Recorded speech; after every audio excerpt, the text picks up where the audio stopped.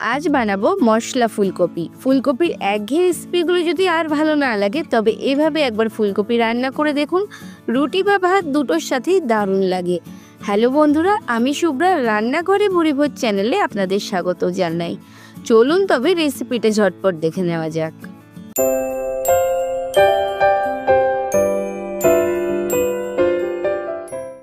মশলা ফুলকপি বানানোর জন্য এখানে একটা মাঝারি সাইজের ফুলকপি একটু ছোট ছোট টুকরো টুকরো করে কেটে নিয়েছি।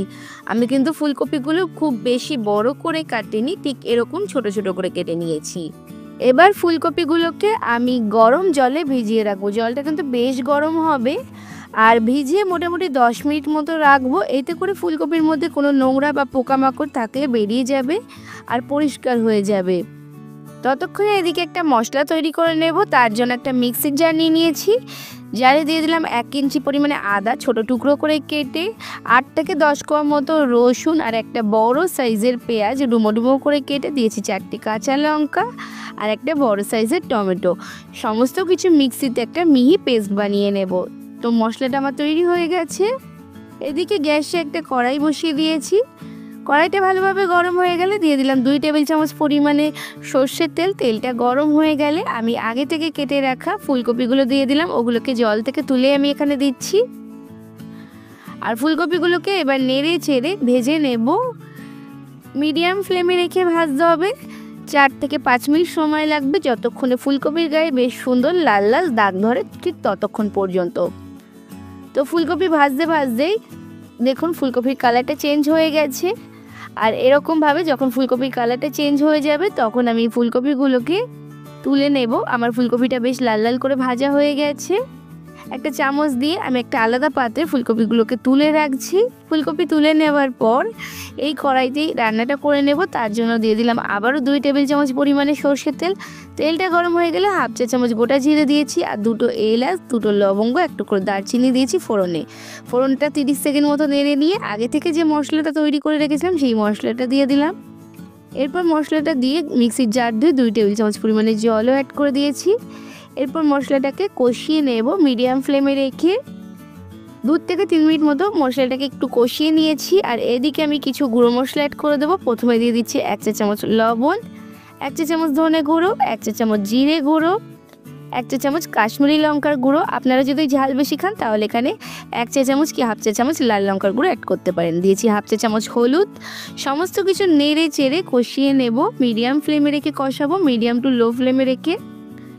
আর মশলাটা খুব ভালো করে কষিয়ে নিতে হবে। 3 থেকে 4 মিনিট মতো সময় লাগবে মশলাটা কষাতে। এরপর আমি গ্যাসের ফ্লেমটা অফ করে দেবো 2 মিনিট মতো। কড়াইটা একটু ঠান্ডা হয়ে গেলে দিয়ে দিলাম ভালো করে ফেটিয়ে রেখা টক দই 4 টেবিল চামচ পরিমাণে। রুম টেম্পারেচারে থাকা টক দই এখানে দিতে হবে। আর টক দই দেওয়ার পর ভালো করে নেড়ে চেড়ে মিশিয়ে নেব। তারপর গ্যাসের ফ্লেমটা অন করে দিয়ে লোতে রাখবো। একদম লো ফ্লেমে রেখে নাড়িয়ে চাড়িয়ে মিশিয়ে নিতে হবে। আচ্ছা, হাই ফ্লেমে দিয়ে কিন্তু টক দই দিলে টক দইটা ফেটে যেতে পারে। মশলাটাকে নেড়ে চেড়ে কষিয়ে নিয়েছি 2 মিনিট মতো। তারপর 1/2 কাপ পরিমাণে মটরশুঁটি অ্যাড করে দিয়েছি। মটরশুঁটি দেওয়ার পর 2 মিনিট মতো কষিয়ে নিয়ে দিয়ে দিচ্ছি আগে থেকে ভেজে রাখা ফুলকপিগুলো দিয়ে আবার একটু নেড়ে চেড়ে মিশিয়ে নিচ্ছি মশলার সাথে, আর একটু কষিয়ে নিচ্ছি। 2 মিনিট মতো ফুলকপিগুলোকে নেড়ে চেড়ে মিশিয়ে নিয়েছি। যখন মশলাটা ফুলকপির গায়ে খুব ভালোভাবে লেগে যাবে তখন লো ফ্লেমে দিয়ে ঢাকা চাপা দিয়ে রান্না করে নেব 2 মিনিট মতো। 2 থেকে 3 মিনিট পর ঢাকনাটা খুলে নিচ্ছি, আবারও একটু নেড়ে চেড়ে মিশিয়ে নিচ্ছি। নিয়ে আবারও কিন্তু একইভাবে ঢাকা চাপা দিয়ে রান্না করব। এরকমভাবে মোটামুটি 5 থেকে 7 মিনিট মতো আমি রান্না করে নেব। এতে করে মশলাটা খুব ভালোভাবে ফুলকপির মধ্যে ঢুকে যাবে। আর দেখুন 5 মিনিট পর আমি ঢাকনাটা খুলে নিয়েছি। আর এখানে দেখুন ফুলকপি থেকে একটু জলও বেরিয়েছে। এরপর আবার একটু নেড়ে চেড়ে মিশিয়ে নিচ্ছি আর কষিয়ে নিচ্ছি। আর এখানে দিয়ে দিচ্ছি 1 টেবিল চামচ পরিমাণে কাসুরি মেথি। এটা আমি ড্রাই রোস্ট করে নিয়েছি আর হাতে ভালো করে ডলে এখানে দিয়ে দিচ্ছি। কাসুরি মেথির ফ্লেভারটা কিন্তু এই রান্নায় দারুণ লাগে, তাই অবশ্যই কাসুরি মেথিটা দেবেন এই রান্নাতে। আর এরপর নেড়ে চেড়ে মিশিয়ে নিয়ে দিয়ে দিচ্ছি 1/2 চা চামচ গরম মশলাটা দিয়ে আবারও একটু নেড়ে চেড়ে কষিয়ে নিচ্ছি 1 মিনিট মতো। আর তারপর দিয়ে দিচ্ছি উষ্ণ গরম জল 1/2 কাপ মতো।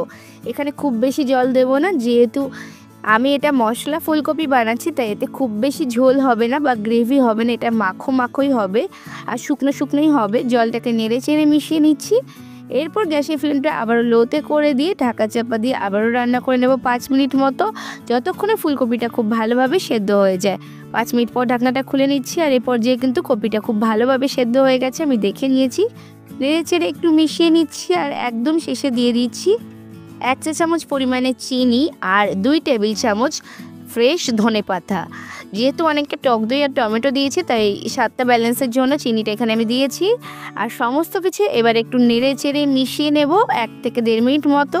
যখন সমস্ত কিছু মিশে যাবে গ্যাসের ফ্লেমটা অফ করে দিয়ে কিছুক্ষণ স্ট্যান্ডিং টাইম দেবো 5 মিনিট মতো, তারপর গরম গরম সার্ভ করে দেব। এই মশলা ফুলকপিটা কিন্তু রুটি, পরোটা বা গরম ভাত দুটোর সাথেই ভীষণ ভালো লাগে। আপনারা অবশ্যই বাড়িতে একবার বানিয়ে দেখবেন। 5 মিনিট পর আমি ঢাকনা খুলে আপনাদের দেখিয়ে দিলাম, দেখতে কত সুন্দর লাগছে। আমি এটা গরম গরম সার্ভ করে দিচ্ছি। তাহলে বন্ধুরা, আমার আজকের রেসিপিটা কেমন লাগলো অবশ্যই কমেন্টস করে জানাবেন।